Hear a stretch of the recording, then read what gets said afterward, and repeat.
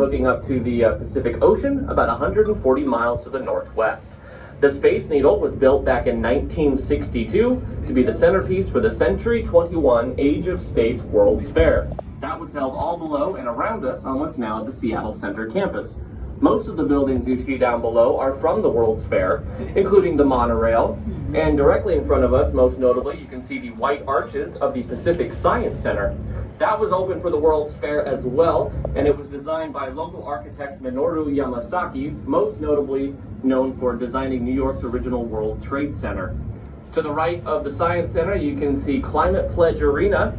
This was originally opened as the Washington State Pavilion in the 1962 World's Fair.